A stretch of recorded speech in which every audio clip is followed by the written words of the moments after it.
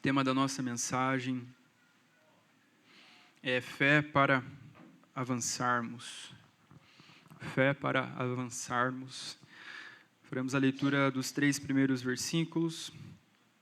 Então acompanhem comigo e permaneçam com a Bíblia aberta. Hebreus 12, do 1 ao 3, diz assim: Portanto, também nós, visto que temos a rodear-nos tão grande nuvem de testemunhas, livremo-nos de todo o peso e do pecado que tão firmemente se apega a nós, e corramos com perseverança a carreira que nos está proposta, olhando firmemente para o autor e consumador da fé, Jesus, o qual, em troca da alegria que lhe estava proposta, suportou a cruz, sem se importar com a vergonha, e agora está sentado à direita do trono de Deus.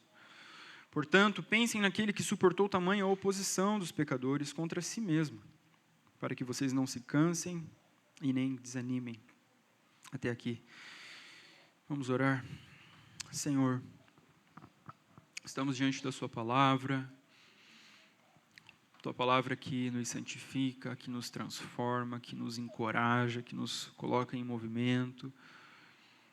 A palavra do Senhor que nos traz vida. E nós nos colocamos diante do Senhor, atentos à Sua voz. Que daqui saia apenas aquilo que é a voz do Senhor, a vontade do Senhor para essa igreja. O Senhor use da minha vida, apesar de mim. Livra-nos das distrações, Senhor.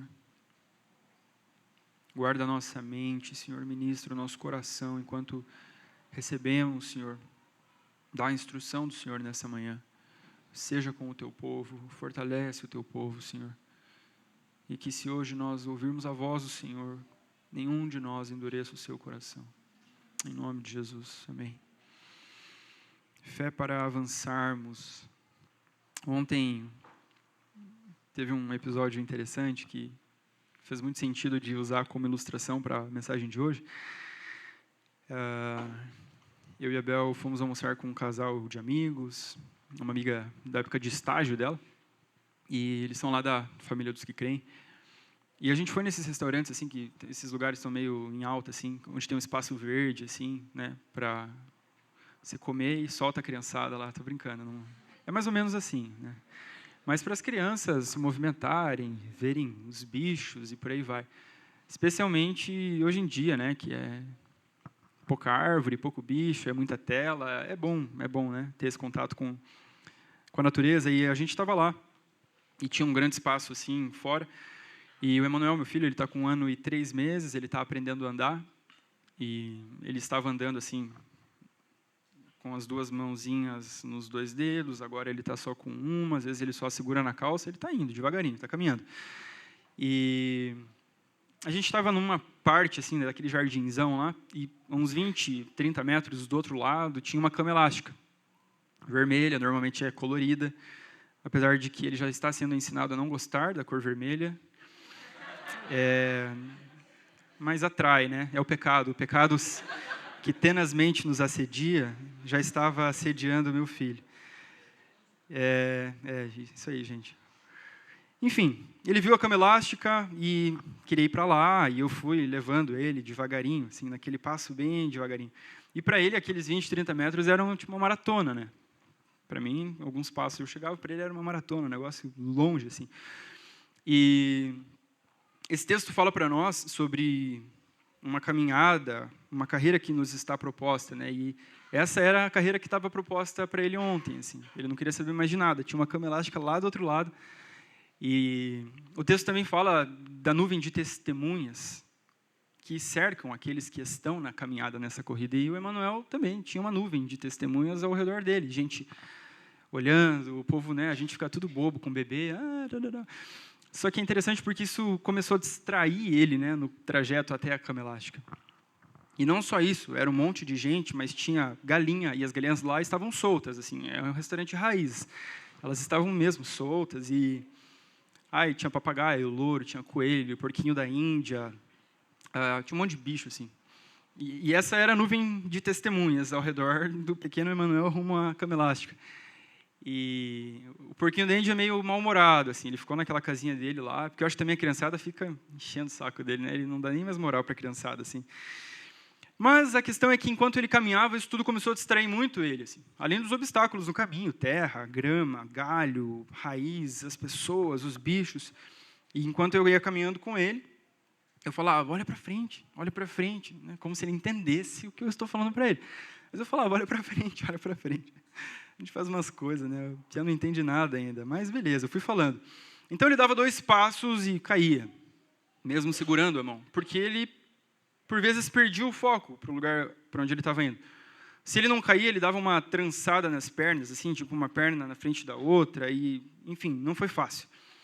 Mas ele estava destinado a chegar até aquela cama elástica. Ele estava convicto de que aquilo faria ele feliz, talvez ali por um breve momento. Os olhos dele estavam firmes, mesmo que com distrações, ele voltava o foco dele para aquele lugar. E no meio do trajeto, como é um trajeto longo e demorado, tudo aconteceu. Inclusive chegou a garoar. Estamos em Curitiba, né? Ontem acordou frio, aí do nada fez um calor, daí choveu e por aí vai. Foi longa, de fato, a caminhada, teve garoa no meio. Era uma maratona, mas adivinhem, ele não desistiu. Porque ele contemplava, talvez, né, aquela cama elástica lá do outro lado, diante dele, e ele seguiu, e querendo pular, ou apenas se mexer na cama elástica, porque ele ainda não pula, né, ele só dá aquela flexionadinha no joelho, assim, que é muito engraçado.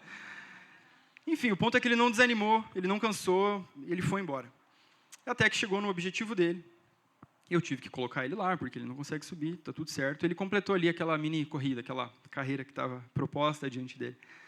E assim é na nossa vida também. Nós temos uma carreira, uma proposta do Senhor diante de nós, uma corrida que Ele coloca diante de nós, e também existe uma plateia que nos assiste. Alguns torcem a favor, querem o nosso bem, outros acabam sendo torcedores contra, são os haters, né? Hoje a gente chama de hater. E, enfim, faz parte da vida, está tudo certo, né? Jesus agradou todo mundo, que dirá nós, meros mortais. E, além da plateia, do barulho, dos ruídos, existem muitas outras coisas que vão nos distraindo daquele que é o foco, o objetivo da nossa vida. Então, existe uma carreira que tem, por fim, o próprio Cristo, a glória dele, a comunhão com ele, e muita coisa vai servindo de empecilho no meio do caminho, vai nos distraindo no meio do caminho. Então, ou a gente coloca o olho em Cristo e permanece com os olhos nele, e avança com fé de que a gente vai chegar ao fim, ou a gente vai ficando pelo caminho, abraçados com coisas bem menos importantes do que Cristo. Talvez esse foi o caso de algum de nós, em momentos de desvio dos caminhos do Senhor, desvio da rota, ou alguém que te vem à mente agora, assim, uma pessoa que estava focada, que estava determinada, mas que acabou ficando pelo caminho, preso aos pesos daqui, aos amores daqui, ou algo assim. Então, existe uma corrida proposta diante de nós, como indivíduos que juntos compõem o corpo de Cristo, mas também como membros dessa igreja local, especificamente. E é sobre isso que eu quero refletir nessa manhã, estes 2 aspectos. Eu quero trazer a aplicação dessa mensagem para a nossa vida, como membros do corpo de Cristo, mas também de forma comunitária, como república. Então, quero olhar para vocês, para este texto, a partir do verso 1, no capítulo 12, mantenha a sua Bíblia aberta. O autor aos Hebreus diz, portanto, também nós, visto que temos a rodear-nos tão grande nuvem de testemunhas, livremo-nos do peso e do pecado, que tão firmemente se apega a nós. Volta comigo no capítulo 11, para a gente entender um pouco mais acerca dessa nuvem de testemunhas. Hebreus 11, no verso 2, ele diz o seguinte, pois pela fé os antigos obtiveram um bom testemunho. Pela fé os antigos obtiveram um bom testemunho. Pela fé estes antigos, estes homens e mulheres de Deus foram aprovados pelo Senhor. Eles agradaram a Deus por meio da fé. Hebreus 11:6 diz que, de fato, sem fé é impossível agradar a Deus. Porque é necessário que aquele que se aproxima de Deus creia que Ele existe e que Ele recompensa os que o buscam. Estes homens e mulheres antigos, esta nuvem de testemunha, foram aqueles que agradaram ao Senhor, que tiveram a sua fé provada e que avançaram com os olhos firmes no Senhor e na promessa. Então o autor fala, portanto, também nós, da mesma forma que eles foram aprovados por causa da fé que eles guardaram até o fim, é a orientação do autor de Hebreus para nós. Também nós, Devemos nos inspirar nestes santos, na fé deles. E o que é essa fé? É uma certeza, uma convicção firme e estável sobre algo que a gente não vê, mas que a gente espera com confiança. Então, mesmo diante de obstáculos, sejam eles quais forem, a fé prevalece, a fé continua, a fé persevera, crendo naquilo que não se vê. E a nossa fé deve ser fundamentada em quem o Senhor é e em sua palavra. Então, é diante destes vários heróis da fé que nós corremos a nossa carreira, todos os santos ao longo da história. E nós temos relatos de muitos na Bíblia. No capítulo 11 de Hebreus, ele se detém em alguns personagens, mas a gente sabe que o Senhor não para de produzir os seus heróis e heroínas da fé ao longo da história. E talvez você tenha alguma inspiração de alguém recente, de alguém próximo, pai, a sua família, avó, irmão, alguém que te levou à fé, que te apresentou a Cristo. Para mim, obviamente, os meus pais que me conduziram à fé, mas o meu avô e minha avó também são da Bleia. Minha avó é a mulher do coque, assembleana raiz, está cega, tadinha, por causa da diabetes, e sabe um monte de salmo de cor. Toda vez que eu ouço ela recitando os salmos, eu fico, meu Deus do céu. Ela acorda toda madrugada para orar. Gente, minha vozinha está quase 90 já. É uma heroína da fé. Ela deixou um legado, praticamente todos os seus muitos filhos na igreja. E nós temos os nossos heróis da fé, e é diante deles que a nossa carreira está sendo desenvolvida, a corrida acontece. A gente não pode ignorar que estamos cercados por estes heróis da fé. Por isso, nós somos encorajados a avançarmos como eles e nos livrar de tudo que nos atrapalha. É o que fala no verso 1. Livremo-nos de todo o peso e do pecado que tão firmemente se apega a nós. E corramos com perseverança a carreira que nos está proposta. Tão firmemente se apega a nós. O termo traduzido aqui por firmemente, ou como diz a revista atualizada, o pecado que tenazmente nos assedia, isso diz respeito a duas coisas: a distrações, coisas que nos atrapalham no caminho e que nos distraem, ou algo que literalmente se apega a nós, como se fosse uma roupa da qual a gente não consegue se livrar. Como, sei lá, num treinamento no exército, os caras com mochila, com aquelas roupas pesadas, eles estão caminhando e do nada tem um lago que eles precisam atravessar. Eles saem de lá com muito mais peso por causa da água retida ali na mochila, na roupa deles. É mais ou menos essa a ideia do pecado que tenazmente assedia, que firmemente se apega. A caminhada destes heróis da fé nos inspira para avançarmos, nos livrando destes pesos, nos livrando destas coisas que nos prendem, que diminuem o nosso ritmo, que fazem a gente retroceder. Então, enquanto corremos, nós lidamos com muitos pesos, nós lutamos com a sedução de pecados que constantemente vêm diante de nós, tudo isso tentando tirar o foco da corrida.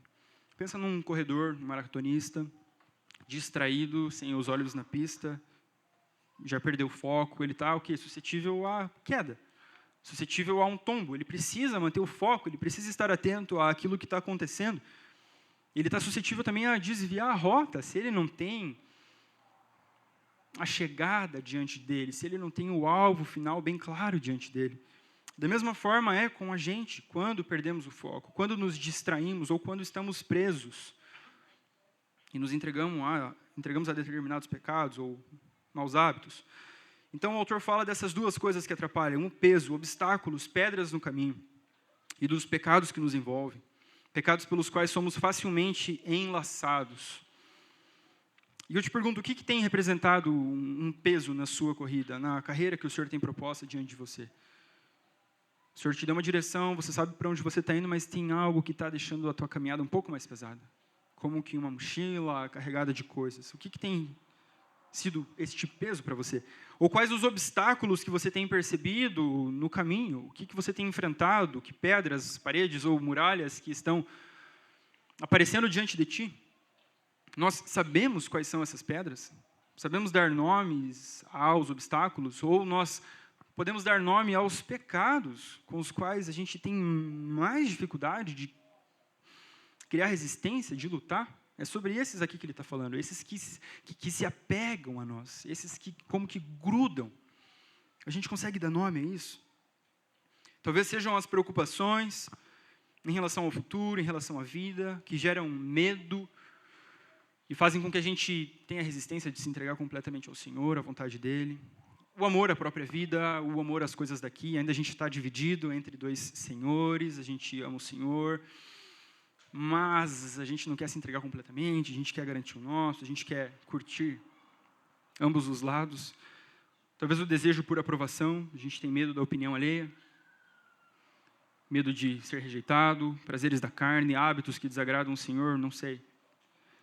Seja o que for, que tenha representado peso, ou sejam quais forem os pecados com os quais nós estamos lutando, a gente precisa se livrar disso, deixar isso para trás, para a gente correr com perseverança a carreira que nos está proposta. A gente não vai dar conta de correr de forma perseverante, cheio de entulho, cheio de estorvo, não tem como, não tem jeito. E como é que a gente se livra deste peso e do pecado que nos distrai? Tendo Cristo diante dos nossos olhos. Verso 2, ele fala, olhando firmemente para o autor e consumador da fé, Jesus. Olhando firmemente para o autor e consumador da fé, Jesus.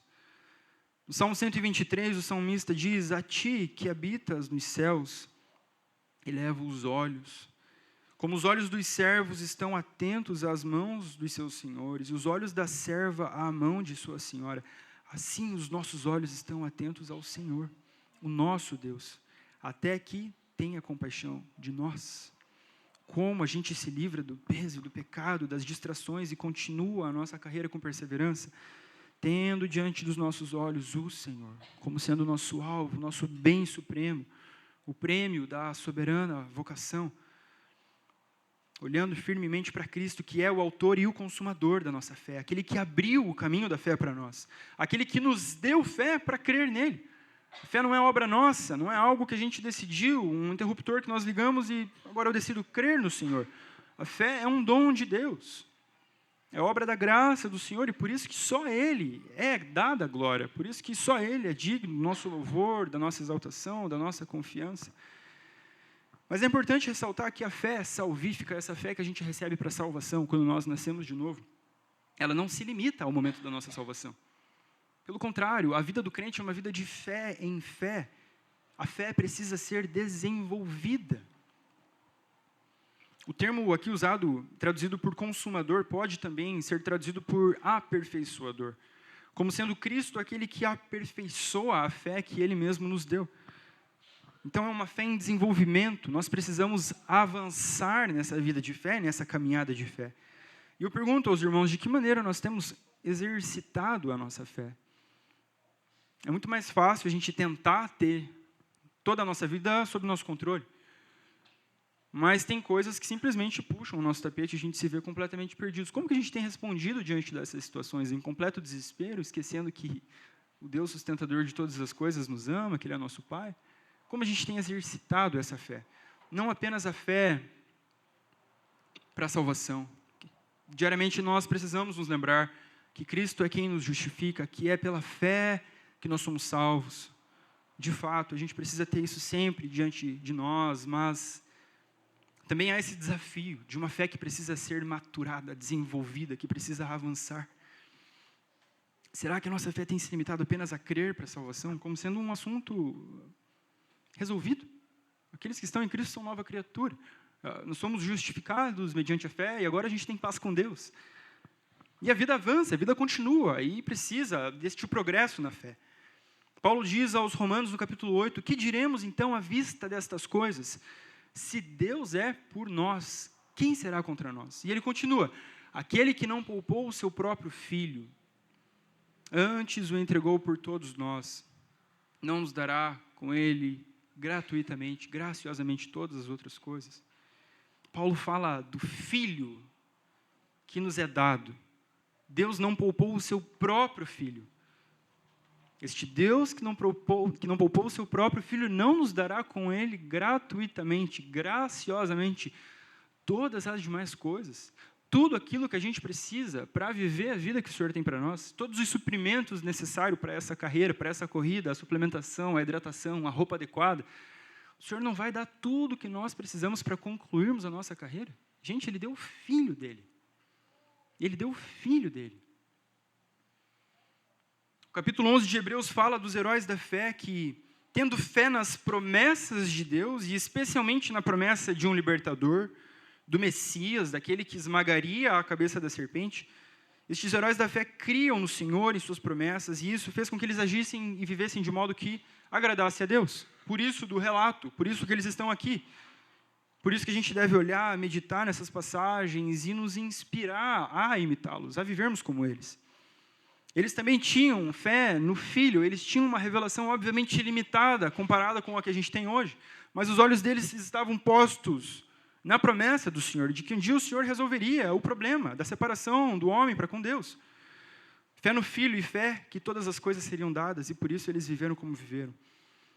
A gente vai dar uma olhada no capítulo 11, então volta uma página, verso 6 diz, Hebreus 11, 6, de fato, sem fé é impossível agradar a Deus, porque é necessário que aquele que se aproxima de Deus, primeiro, creia que Ele existe, e segundo, que recompensa os que o buscam. Então, é esta fé para a salvação, tudo está bem entre o Senhor e mim, por causa de Cristo. Cristo resolveu, este que é o problema fundamental e o maior de todos da minha vida. Eu creio que o Senhor existe, eu creio que o Senhor me ama, eu creio que eu estou unido a Cristo. Mas também que Ele recompensa aqueles que o buscam. Olha o verso 7, falando sobre Noé, Hebreus 11, 7. Pela fé, Noé, divinamente instruído a respeito de acontecimentos que ainda não se viam, e sendo temente a Deus, construiu uma arca para a salvação de sua família. Um plano, no mínimo, bizarro. Vai chover, construo uma arca, porque eu vou enviar juízo.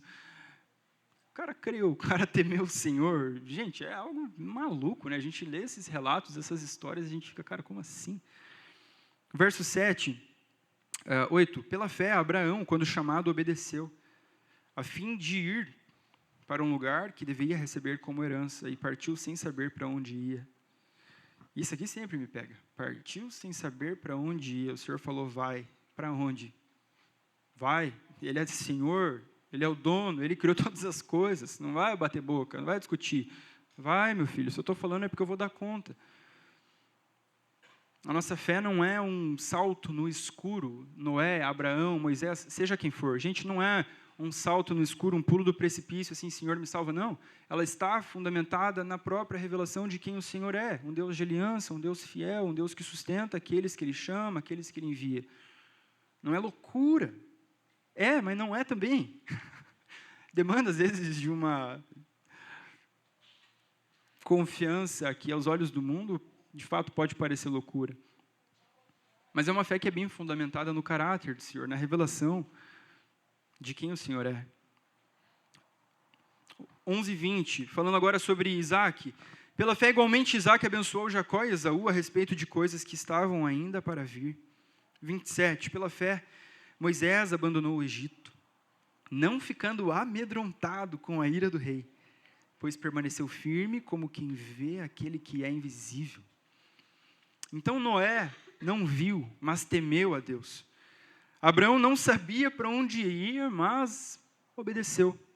Isaac abençoou seus filhos a respeito de coisas que ainda aconteceriam, e de sua descendência surgiu a nação de Israel. Moisés contemplava a recompensa e viu aquele que é invisível. Todos eles creram em Deus. E creram também que Deus os recompensaria pela fé depositada nele. Deus honra e honrou a fé de cada um destes homens e mulheres. Pois é apenas mediante a fé que nós agradamos o Senhor. Sem fé é impossível agradá-lo. Com fé é possível agradá-lo. A fé, meus irmãos, tem como base a fidelidade do próprio Deus. Sendo assim, quando a gente não crê, nós dizemos a nós mesmos que Deus talvez não seja capaz de resolver determinada situação. Ou de que Deus não é fiel à palavra dele. A incredulidade é um problemão. E a gente sabe que o Senhor não vai resolver todas as coisas.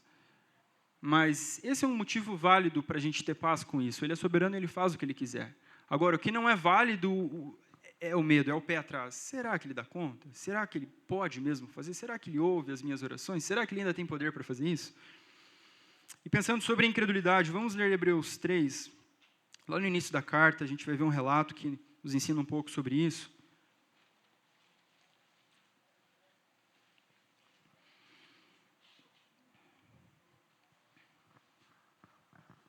Acompanhem comigo Hebreus 3, a partir do verso 7. Por isso, como diz o Espírito Santo, hoje, se ouvirem a sua voz, não endureçam o coração, como foi na rebelião. No dia da tentação, no deserto, onde os pais de vocês me tentaram, pondo-me à prova, e viram as minhas obras durante 40 anos. Viram as minhas obras durante 40 anos. E ainda assim, duvidaram do Senhor. Verso 10, por isso me indignei contra esta geração. Gente, olha como o Senhor trata o pecado da incredulidade. Me indignei contra esta geração e disse, o coração deles sempre se afasta de mim e eles não conheceram os meus caminhos. Assim jurei na minha ira, não entrarão no meu descanso. E aqui vem a aplicação para a igreja. Tenham cuidado, irmãos, para que nenhum de vocês tenha um coração mau e descrente ou incrédulo, que se afaste do Deus vivo. Pelo contrário, animem-se uns aos outros todos os dias, durante o tempo que se chama hoje, a fim de que nenhum de vocês seja endurecido pelo engano do pecado. Porque temos nos tornado participantes de Cristo, se de fato guardamos firme até o fim a confiança que desde o início, desde o princípio tivemos, como se diz, ele repete, hoje, se ouvirem a sua voz, não endureçam o coração como foi na rebelião. 16. E quem foram os que ouviram e mesmo assim se rebelaram? Não foram todos os que saíram do Egito por meio de Moisés? E contra quem Deus se indignou durante 40 anos? Gente, 40 anos de indignação de Deus. Não foi contra os que pecaram, cujos cadáveres caíram no deserto? E a quem jurou que não entrariam no seu descanso, senão aos que foram desobedientes? Assim, vemos que não puderam entrar por causa da incredulidade. Então, se o capítulo 11 de Hebreus fala para nós sobre os heróis da fé, o capítulo 3 de Hebreus, ao remeter a história do Êxodo, de Moisés, de Josué, ele fala para nós sobre os vilões da fé. Existem os heróis e existem os vilões da fé. E estes vilões da fé, especificamente aqui neste relato, eles foram as pessoas que o Senhor identificou como tendo um coração mau e incrédulo. Mesmo diante de todas as coisas e as maravilhas e o braço forte de Deus, eles tiveram um coração mau e incrédulo. E como se não bastasse, eles disseminaram o medo entre o povo. Este é um perigo, a incredulidade, ela corre, ela se alastra, o medo o envolve e traz pânico, traz pavor. E o contexto dessa passagem, números 13 e 14, Deus disse a Moisés que havia dado a terra de Canaã aos israelitas. Então são enviados 12 espias mais Josué. Um espia de cada uma das tribos de Israel para espiar a terra de Canaã. E eles voltam com relatos distintos. Aqueles que não creram, aqueles que temeram, eles falaram de fato, a terra é boa, mas a gente vai ser esmagado por eles, a gente não vai conseguir dominar a terra. Só que no início do capítulo, o Senhor falou, vão e espiem a terra que eu dei para vocês. Tipo assim, é de vocês, eu dei. Que motivos eles tinham para desacreditar do Senhor? Gente, olha como foi a saída, olha como foi o êxodo do povo de Israel. É algo que não entra. E o problema é esse, essa é a desgraça do nosso coração, que por vezes, vendo o Senhor diante de nós, agindo, fazendo coisas, mas será que o Senhor consegue? Será que de fato é Deus que está fazendo? Então os espias voltaram e foram incrédulos. Mas de repente Caleb se levanta no meio da congregação que estava tomada de murmuração, do tipo assim, beleza, parabéns Moisés, vocês tiraram a gente do Egito e agora a gente vai morrer aqui na frente desses caras, era melhor a gente ter ficado lá. Moisés e Arão se prostram diante do Senhor com o rosto em terra, em humilhação. Josué e Caleb rasgam as suas roupas, põem cinzas sobre a cabeça, como lamento, como humilhação por causa da incredulidade, tipo, vocês não estão vendo o que o Senhor está fazendo, vocês estão com medo deles, o Senhor falou que essa terra é nossa. Caleb se levanta, faz todo mundo ficar quieto, E ele fala, vamos subir agora a tomar posse da terra, porque somos perfeitamente capazes disso, porque o Senhor os capacitou. O Senhor os capacitou e prometeu que aquela terra seria deles, é a herança do povo de Israel. O resultado é que os que falaram mal da terra, estes espias que disseminaram o medo entre o povo, eles morreram ali quase que imediatamente. E os que duvidaram, por causa do relato deles, aqueles que se deixaram levar por causa do medo e tiveram incredulidade no seu coração, eles morreram posteriormente no deserto. Essa missão dos espias durou 40 dias, e o Senhor falou, assim como por 40 dias vocês foram, espiaram a terra e voltaram, sem acreditar em mim, para cada dia passado agora vocês vão passar 1 ano no deserto, por 40 anos. A Bíblia diz que eles pagaram por causa de seus pecados, por causa da incredulidade, e toda aquela geração morreu. Como que num renovo, o Senhor preserva Josué, o Senhor preserva Caleb, ambos já na sua velhice, e apenas os com menos de 20 anos são poupados, são preservados, e todos aqueles que nascem posteriormente, ao longo desses 40 anos. São esses os que tomam a posse da terra, são esses os que permaneceram firmes diante da promessa que Deus tinha. São estes aqueles que permaneceram crentes no caráter do Senhor, na fidelidade do Senhor à sua palavra. Irmãos, a gente não pode ser leviano com o pecado da incredulidade, porque a fé agrada o Senhor. A descrença, a incredulidade o desagrada muito. A gente vê isso do início ao fim da Bíblia. Porque não existem motivos para nós desacreditarmos no nosso Senhor. Porque Ele é bom, porque Ele tem nos sustentado. E principalmente porque Ele deu a nós o Seu próprio Filho. O que é o restante, o que são os nossos problemas, os nossos desafios, as nossas dificuldades? Ele deu o Filho dele por causa de mim, por causa de ti. A gente tem que ter isso sempre diante dos nossos olhos, da nossa mente. O maior e principal de todos os problemas foram resolvidos. O que são os demais problemas? É um Deus que tudo pode, que é o Todo-Poderoso, que é o Senhor dos Exércitos. A gente precisa levar a sério isso. A gente não pode atribuir isso à nossa personalidade. Não, aquele é um homem cheio de fé, aquela é uma mulher cheia de fé. A gente não tem desculpa, gente. O Senhor nos dá, o Senhor nos capacita a fé, a gente precisa mergulhar nas histórias bíblicas, nos relatos, para a gente diariamente se alimentar disso aqui e lembrar, este é o Deus que eu creio, este é o Deus que eu sirvo, este é o Deus que tem feito o seu povo avançar triunfante até o fim da história e que vai consumar, Ele vai amarrar tudo isso no final. Nós não podemos mais dar desculpas para a incredulidade. Todo pecado exige o quê? Arrependimento, reconhecimento. Senhor, eu tenho muito medo de muitas coisas na minha vida. Mas o Senhor não é digno desse medo, porque o Senhor é bom, porque o Senhor é poderoso, porque o Senhor me ama, o Senhor me deu o seu Espírito, o Senhor me deu a sua palavra. Será que existem motivos para duvidarmos da ação de Deus, da provisão de Deus, ou do poder de Deus? No capítulo seguinte, o autor de Hebreus fala que Jesus Cristo é o mesmo ontem, hoje e o será eternamente. Ele não mudou, o seu poder não diminuiu. O Espírito não está preso, não está confinado às páginas das Escrituras, ou à igreja primitiva, ou ao avivamento XYZ. É o mesmo Deus que tirou o povo do Egito com mão forte, que está aqui, hoje, no meio de nós. Amém? Vocês creem nisso? Que é o mesmo Deus? Continua poderoso? Ele não está cansado, ele não está com preguiça de agir, a mão dele não está encolhida. É o mesmo Deus a quem nós servimos. Mas para enxergar este Deus, para confiarmos nele, a gente precisa desta fé aumentada, desenvolvida dentro de nós. Então nós estamos vivendo esta vida, caminhando nesta corrida, rodeados por uma grande nuvem de testemunhas. Homens e mulheres que morreram na fé e que são exemplos para nós.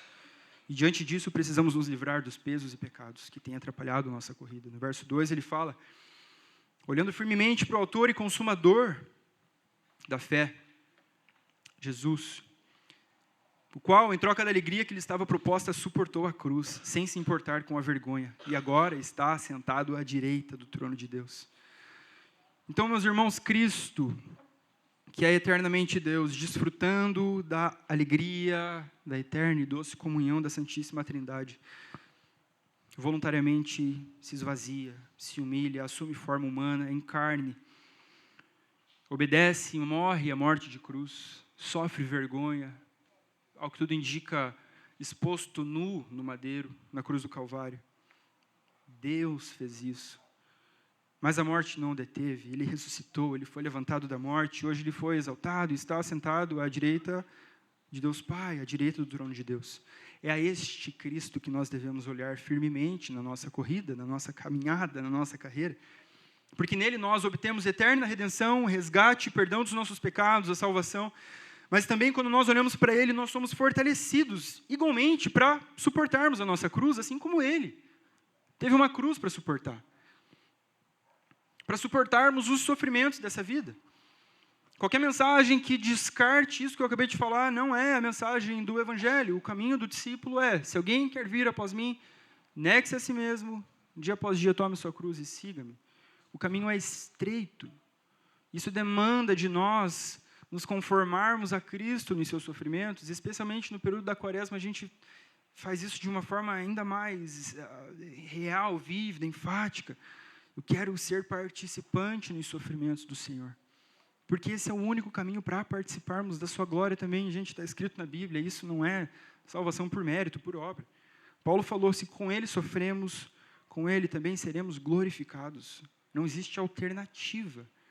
Não existe uma via alternativa do discipulado, que não o seguimento de Cristo com a nossa cruz no ombro. Então, este é o único peso que nós podemos carregar na caminhada, nesta corrida. É a cruz do Senhor nos nossos ombros. Mas Ele que mandou a gente carregar, então vamos lá, tem que obedecer Ele, tem que carregar e está tudo certo.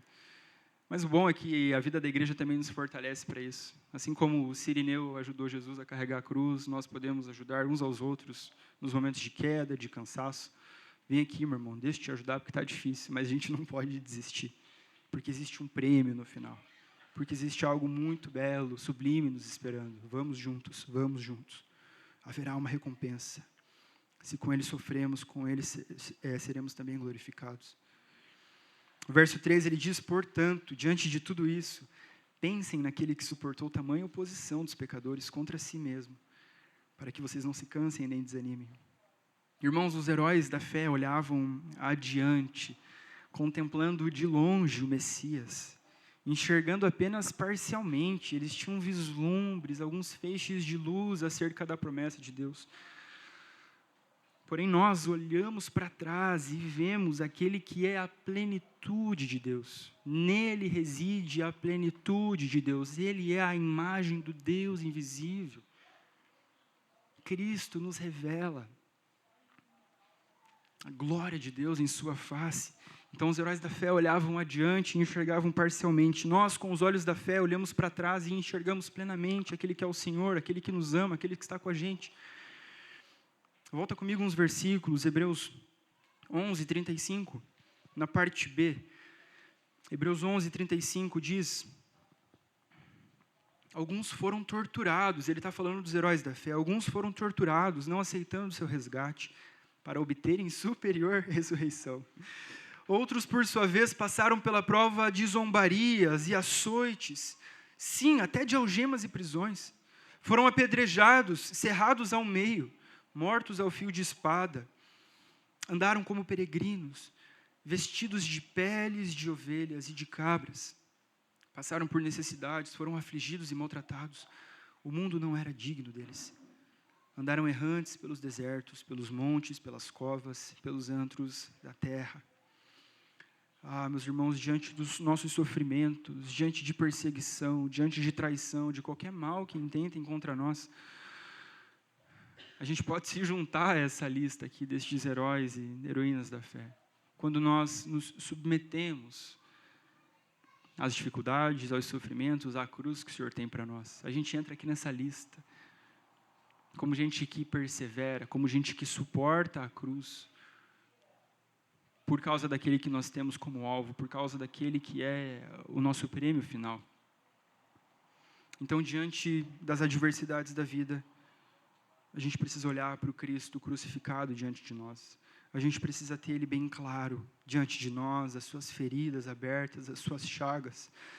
Da onde verte a cura, da onde verte a vida, o sangue que nos lava dos nossos pecados.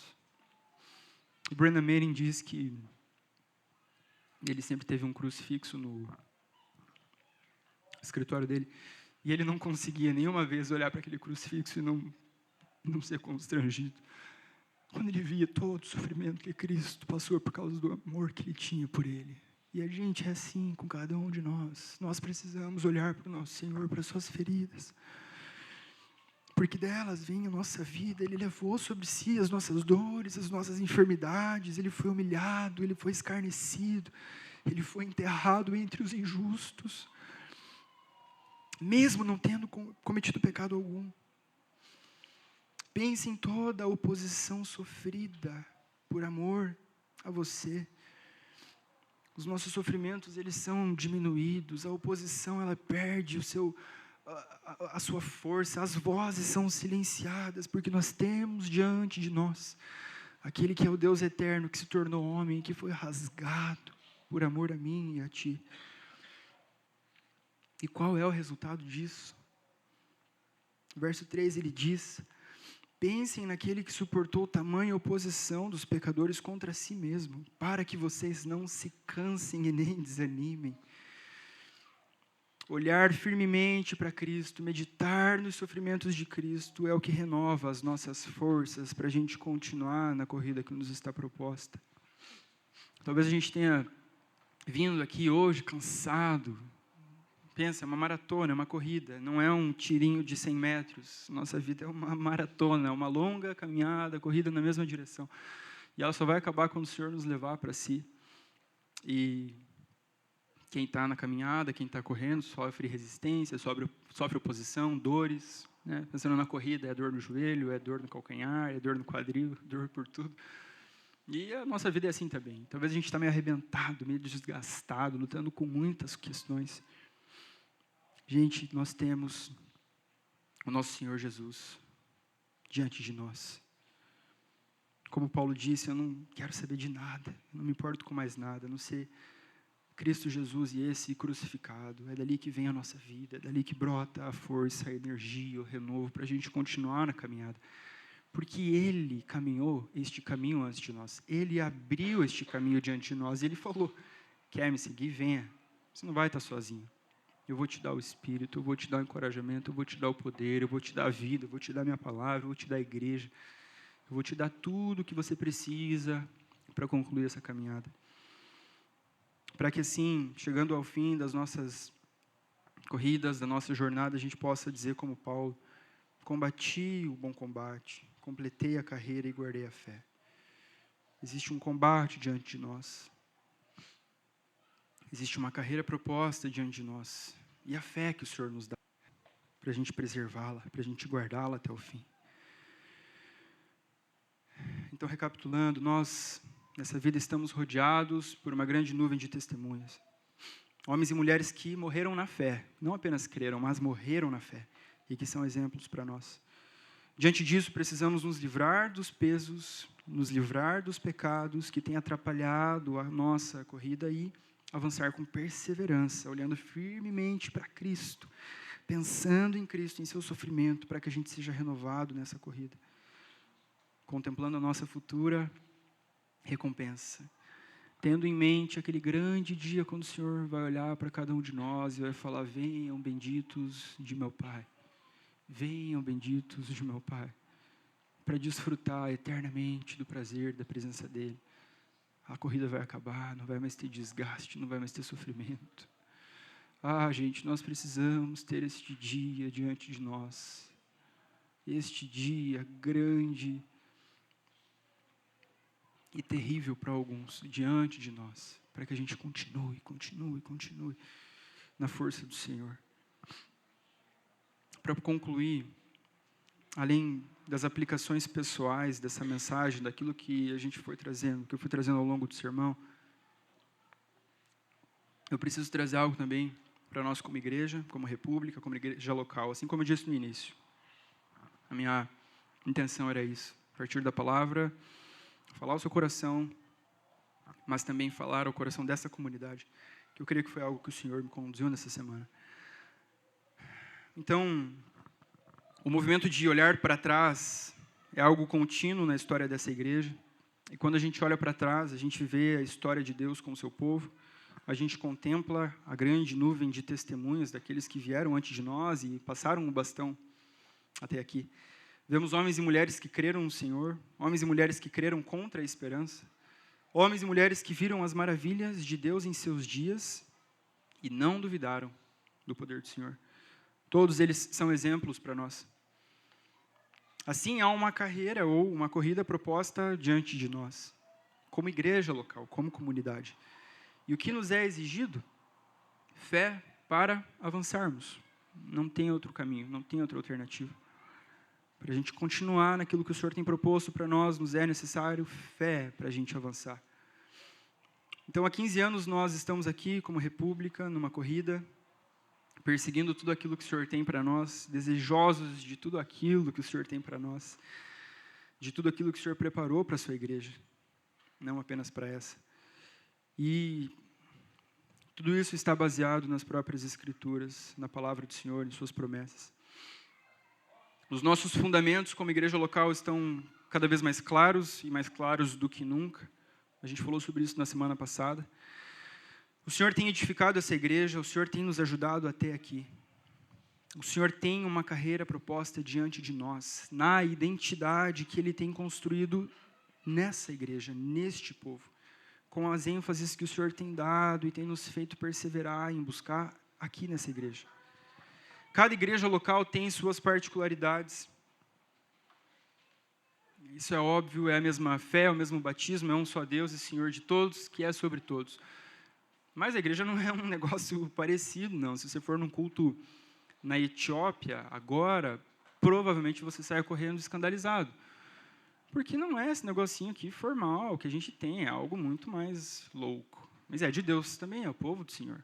Da mesma forma, se você for numa Deus e Amor, numa periferia, num lugar bem distante, talvez você sinta um estranhamento. Mas é o povo de Deus espalhado pela face da terra, ou na igreja subterrânea, na China, em países de perseguição. É o mesmo Senhor, é a mesma fé. Então, diante dessas particularidades que existem nas igrejas locais, nós temos a nossa, isso tem ficado claro, e a gente tem buscado tornar isso cada vez mais claro aos irmãos. Na semana passada foi distribuído um panfleto falando sobre quem nós somos, sobre quais são as nossas colunas, os nossos pilares. Eu vou dar uma resumida, mas esse papel está na porta. É um papelzinho, um livretinho desse tamanho, que você vai poder ver com mais calma, e eu vou apenas dar uma resumida aqui, acerca de quem somos. Então, a República é uma igreja que valoriza os tesouros contidos em toda a história do povo de Deus ao longo dos séculos, em todas as tradições. A igreja protestante não descobriu o ouro e simplesmente descartou 1.500 anos de história, ou mais, desde que o povo de Deus é povo de Deus.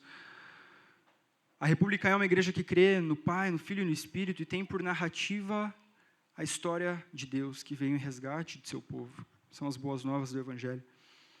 A República é uma igreja que trabalha para a formação espiritual de seus membros, para que vivamos como Cristo viveu. Há muito tempo essa ênfase é dada na prática da oração, da leitura bíblica, da meditação, do jejum, do silêncio e por aí vai. Tudo aquilo que a gente vê em Jesus. Tudo aquilo que a gente vê que estes heróis e heroínas da fé foram desenvolvendo ao longo dos séculos. Este é o nosso discipulado, formar crentes como Cristo, para praticarem as obras de Cristo, para viverem como Cristo viveu. A República crê que Cristo é rei sobre tudo, que Ele é o soberano Senhor de toda a criação, e que Ele nos envia no poder do seu Espírito. Espírito este que distribui os seus muitos e diversos dons para toda a sua igreja, para a edificação dessa igreja e para o avanço da proclamação da mensagem do Evangelho, manifestando assim o seu reino que veio e que virá. Quando Jesus anunciou a chegada do reino, coisas aconteciam. A gente tem perseguido essas coisas. A gente tem perseguido este poder do Senhor. A gente tem buscado e crido, porque está na Bíblia, o Senhor é o mesmo e a gente está indo atrás disso. Então a gente entende que esse é o caminho do Senhor para nós, é o caminho que o Senhor propôs para nós. E como um caminho diante de nós, obstáculos vão aparecendo, não são poucos, tentando tornar a corrida cada vez mais pesada, tentando nos distrair, tentando nos agarrar, nos fazer retroceder. Mas com os nossos olhos firmados em Cristo, o autor e consumador da fé, nós vamos juntos superar cada obstáculo à nossa frente, cada muralha cada impedimento que tem aparecido diante de nós. Assim, eu estendo aos irmãos dessa igreja o convite, e aqueles que não são dessa igreja, vocês podem se tornar também. O convite é para que a gente corra juntos a carreira que está diante de nós, o caminho que o Senhor tem aberto diante de nós, na identidade que o Senhor tem construído aqui nessa igreja. Esse é o convite para que a gente vá junto naquilo que o Senhor tem proposto a nós.